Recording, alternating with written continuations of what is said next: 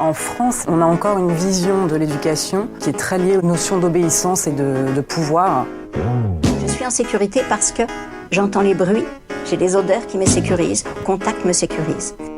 Tu viens jouer avec moi ? Ça remet en cause évidemment l'éducation qu'on a reçue. Voilà, alors on fait pas ces sacrifices pour toi. Donc en fait, il faut poser un autre regard sur l'enfant, si je comprends bien. Ouais, d'accord, mais dans la pratique, moi, je suis complètement perdue.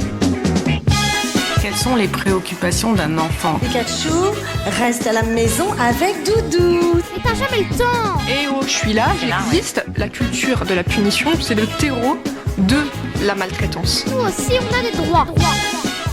Ici, sur Horizontal, nous sommes persuadés que nous devons changer notre regard sur les enfants et leur redonner la place qu'ils méritent dans la société.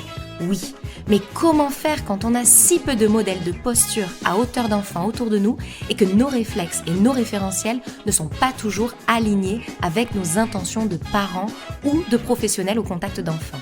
La théorie, nous l'avons, ce sont des outils pratiques, concrets que nous venons chercher ici. Bienvenue à bord du podcast Horizontal.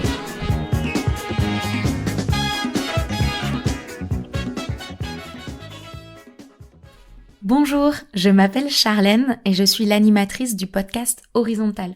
Dans cet épisode 0, je vais vous donner les raisons qui me poussent à vous proposer un nouvel espace d'écoute et de discussion sur la parentalité. Un espace que j'espère différent des autres, car ici je voudrais davantage parler de pratique plutôt que de théorie. Alors c'est vrai qu'il existe pas mal de contenus qui explicitent les théories de l'éducation, qu'en France on aime bien qualifier de positives, de respectueuses ou non violentes, finalement en opposition à l'éducation dite traditionnelle et punitive.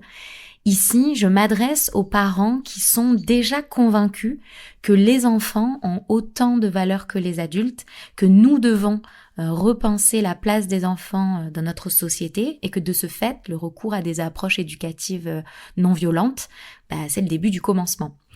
Moi, j'ai 34 ans, j'ai reçu une éducation assez traditionnelle, en tout cas c'est comme ça que je la caractérise et je l'avais pas vraiment remise en question jusqu'à ce que je devienne maman moi-même il y a 2 ans et que je me passionne pour le maternage proximal et les neurosciences.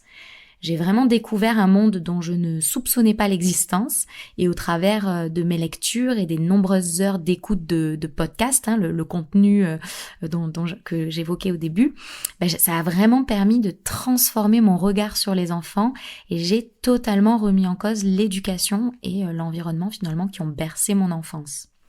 Aujourd'hui, je rejette totalement toute forme de violence à l'égard des enfants. J'ai vraiment compris que les enfants méritent une bien plus belle place dans notre société que celle qu'on leur réserve actuellement et qu'ils sont porteurs de droits tout aussi importants que ceux des adultes. Bon, ok, une fois que je vous ai dit ça, je voudrais aussi vous dire que c'est la galère dans la pratique. Quand on a grandi dans les cris, les fessées, les gifles, la crainte de l'adulte, de la sanction, le mépris, parfois l'humiliation, nos réflexes et nos référentiels, ils sont ceux-là. Et du coup, dans les faits, on n'est parfois pas trop aligné avec nos intentions de départ. Moi, vous l'avez compris, je suis vraiment convaincue qu'une autre approche est nécessaire pour permettre à mon fils de devenir un adulte libre, autonome, respectueux et bien dans ses baskets finalement. Au quotidien, ça m'empêche pas de me retrouver bien souvent démunie. J'essaye de ne pas crier, mais parfois ça sort tout seul. Je sais pas toujours accueillir ses émotions. Finalement, est-ce que j'ai vraiment appris à gérer les miennes ? Je suis pas certaine. Et puis finalement, comment changer son prisme de pensée, mais profondément ? Quand on a été formaté, quand on s'est construit avec l'idée que les enfants, ils sont des êtres manipulateurs, qui testent et repoussent les limites de leurs parents en permanence, c'est difficile dans ces moments de stress ou d'émotion à la maison, de garder ce prisme de pensée bienveillant. Finalement, comment passer de la théorie à la pratique ? Et puis franchement, ce n'est pas simple d'aller à contre-courant de la société. En France, on est quand même vite qualifié d'utopiste ou de fabricant d'enfants rois dès qu'on parle de coopération et de souplesse avec les enfants. Une petite communauté d'entraide qui s'échangerait des trucs et astuces et qui partagerait ses succès et ses difficultés, moi franchement j'en ai besoin, je dis pas non. Et je sais qu'on n'est pas nombreux, mais je sais aussi que je suis loin d'être la seule. Ils existent, ces parents qui osent faire différemment.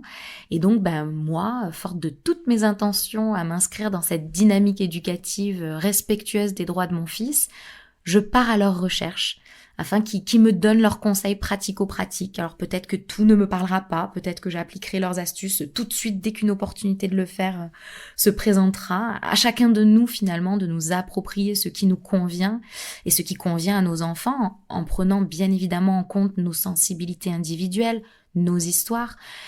Parfois je suis sûre qu'une solution n'est pas si loin ni compliquée à mettre en place et je voudrais en rassembler un maximum ici.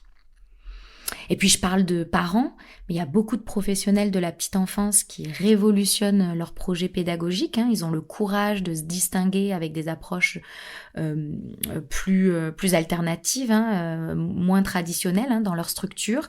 Je leur donnerai aussi la parole afin qu'ils puissent inspirer et aider d'autres professionnels à oser proposer des accueils différents. Vous l'avez compris, il s'agit d'un podcast interview orienté vie pratique. Je partagerai mes discussions avec des parents non violents et courageux de remettre en cause leur héritage éducatif parce que je crois qu'il s'agit beaucoup de ça, d'oser remettre en cause l'héritage éducatif qu'on a reçu. Puis je partagerai aussi mes discussions avec des professionnels informés et audacieux. Je vous propose avec moi de remplir votre boîte à outils pour concrétiser votre projet parental ou professionnel en passant de la théorie à la pratique. Voilà, j'espère que mes intentions sont assez claires pour vous. N'hésitez pas à me contacter via la page Instagram Horizontal Podcast. Vous pouvez me partager vos difficultés quotidiennes avec vos enfants, me partager les situations qui vous challengent beaucoup et qui finalement déstabilisent votre posture à hauteur d'enfant. Je me ferai une joie de porter votre parole dans les interviews. Merci du fond du cœur pour l'accueil que vous réserverez à ce podcast et je vous souhaite la bienvenue sur Horizontal. En France, on a encore une vision de l'éducation qui est très liée aux notions d'obéissance et de pouvoir. Je suis en sécurité parce que j'entends les bruits, j'ai des odeurs qui me sécurisent, contact me sécurise. Tu viens jouer avec moi? Ça remet en cause évidemment l'éducation qu'on a reçue. Voilà, alors on fait pas ces sacrifices pour toi. Donc en fait, il faut poser un autre regard sur l'enfant, si je comprends bien. Ouais, d'accord. Mais dans la pratique, moi, je suis complètement perdue.